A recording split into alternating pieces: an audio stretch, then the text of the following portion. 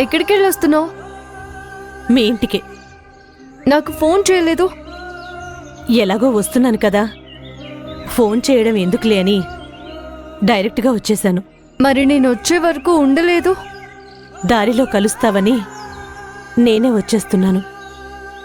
నిజం చెప్పమ్మా, ఇంటి దగ్గర ఆ మణమ్మ గారు ఏమైనా అన్నారా? ఏముంటుంది అనడానికి, ఎవరూ ఏమీ అనలేదు. ఆవిడ మీ అత్తగారే కదా, వెళ్ళగానే మర్యాదగానే పలకరించింది. కూర్చోమంది, కాఫీ తాగుతావా అంది. నిజమా? మణమ్మ గారు అంత మర్యాద చేశారా? నేను నమ్మలేను. ఆ మణిమ్మ మీ అత్తగారే కదా, నీ భర్తకు తల్లే కదా, ఎందుకు నువ్వు ఆమెను నమ్మనంటున్నావు? కుటుంబం అన్నాక ఒకరినొకరు నమ్మాలి. అందరూ అన్ని విషయాల్ని పంచుకోవాలి. కలిసికట్టుగా ఒకే మాట మీద నడవాలి. అప్పుడే కదా ఆ కుటుంబంలో ఆనందమైన సంతోషమైనా ఉండేది. మంజు, సూటిగా అడుగుతున్నాను, ఆ ఇంట్లో నువ్వెలా ఉంటున్నావు? నీ భర్త ఎలా ఉంటున్నాడు? అంటే ఏంటమ్మా? నీకు సత్యకు మళ్ళీ గొడవలు జరుగుతున్నాయా? నీ భర్త యూత్ ప్రెసిడెంట్ అవ్వబోతున్నాడట. నీకేమో అది నచ్చక రోజూ గొడవ పెట్టుకుంటున్నావట. సత్యకు మనశ్శాంతి లేకుండా చేస్తున్నావట. అంతేకాదు, ఎవరో మినిస్టర్కు నీకు పడదట. ఏంటి మంజు, ఎప్పుడు ఈ గొడవలతో నీ జీవితం గడపాల్సిందేనా? ప్రశాంతంగా ఉండలేవా? మణమ్మ బాగానే పాము మంత్రం వేసింది. అన్నీ పూసగుచ్చినట్టు చెప్పిందా? అది కాదమ్మా, సత్యకు పదవొస్తే నీకు ప్రాబ్లమేంటి? అమ్మా, సత్యగారు స్వతహాగా మంచివారే. ఆ మినిస్టరే తన స్వార్థం కోసం సత్యగారిని పొలిటికల్గా వాడుకుంటున్నాడు. మినిస్టర్ మీద మా సిఐ గారు ఎప్పటినుంచో నిఘా పెట్టారు. అందులో అతను చేయని తప్పులు లేవు. సత్యగారు ఆయనతో తిరిగితే సత్యగారికి కూడా ప్రమాదమే కదా. ఈ విషయంలోనే సత్యగారికి నాకు గొడవ.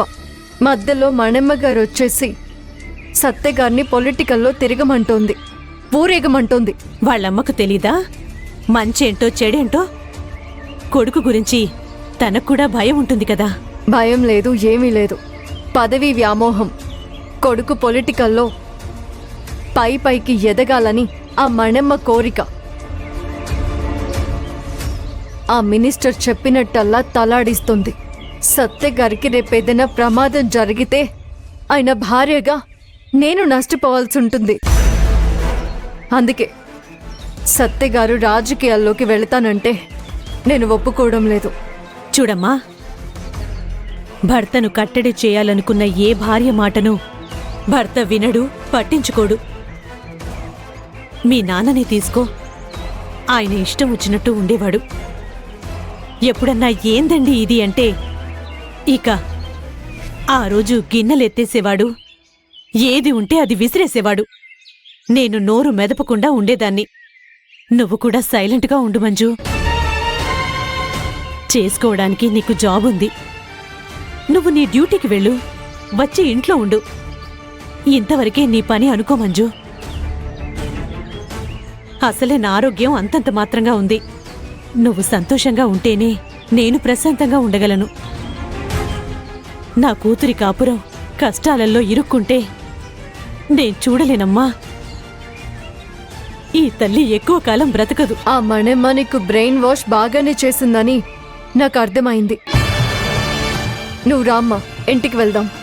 ఆ మణమ్మకు నాకు ఏ విషయంలో గొడవ వస్తుందో నువ్వే తెలుసుకో. గొడవలు వద్దమ్మా, నేను చెప్పేది అదే కదమ్మా. నువ్వు అడగడం, ఆమె గొడవను పెద్దది చేయడం ఇది మంచి పద్ధతి కాదు మంజు.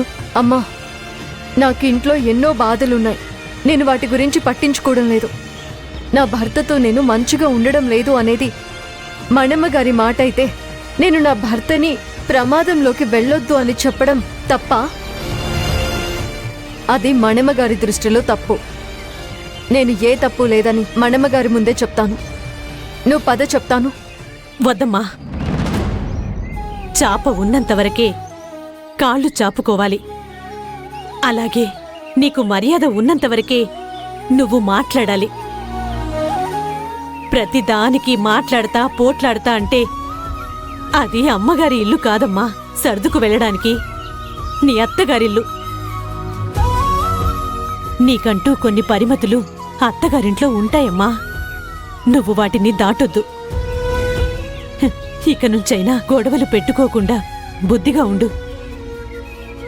ఇక వెళ్ళొస్తాను. నేను కూడా వస్తానమ్మా.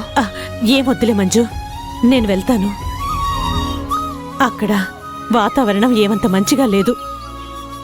ఇటువంటప్పుడు నీ ఇంట్లోనే ఉండు. సరే అమ్మా. మందులున్నాయా? ఉన్నాయిలే. ఈ డబ్బులు తీసుకొని మందులు తీసుకొచ్చుకో.